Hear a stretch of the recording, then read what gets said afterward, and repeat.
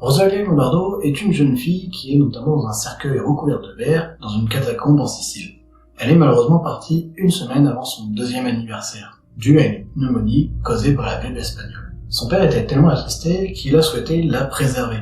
Il a donc pris contact avec un embalmeur nommé Alfredo Salafia, et celui-ci aurait fait un travail tellement parfait au point où, encore aujourd'hui, les organes sont toujours intacts dans le ventre de Rosalia. Ce premier mystère va donc éveiller la curiosité de plusieurs paléontologues qui vont venir l'étudier de plus près sur place. Mais en parallèle de ça, un deuxième mystère va notamment se découler de la part des visiteurs. Car en effet, une rumeur va se créer comme quoi Rosalia pourrait ouvrir et fermer les yeux.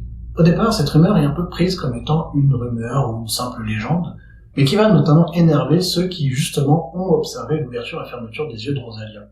L'un d'entre eux va notamment réussir à avoir une autorisation pour poser un appareil photo en face du cercueil et prendre des photos de manière régulière. Et à partir de ce moment-là, la rumeur va tout de suite devenir des titres de journaux.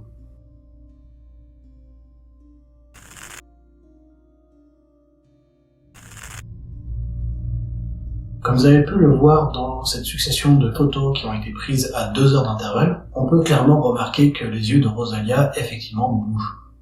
Elle va avoir des surnoms divers et variés comme la clignoteuse des yeux, et surtout un folklore va se développer autour d'elle. La réponse sera apportée que 80 ans plus tard, soit en 2009, par un heureux concours de circonstances. Les ouvriers notamment vont décider de réarranger l'ensemble de la pièce pour avoir un meilleur accès, etc.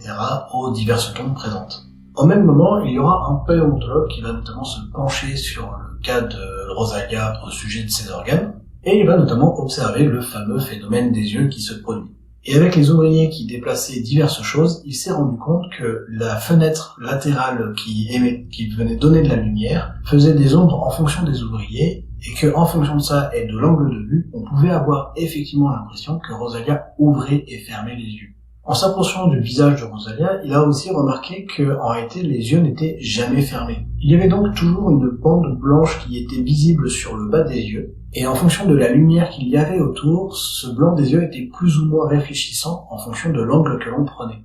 Et enfin, il a remarqué sur les jours suivants qu'il n'y avait pas forcément besoin d'avoir des ouvriers ou des gens qui passent à côté, et que la lumière de la journée qui évolue permettait déjà de faire ce travail-là en lui-même. Le mystère des yeux pour Rosalia était donc parti pour un très long moment, mais par une concours de circonstances a été découvert. Il reste encore aujourd'hui un autre mystère qui est les techniques qui ont été utilisées par l'embalmeur pour avoir une qualité aussi parfaite de conservation de Rosalia. Les observations sont toujours en cours, et à propos, vous pouvez aller la voir en faisant la visite des catacombes.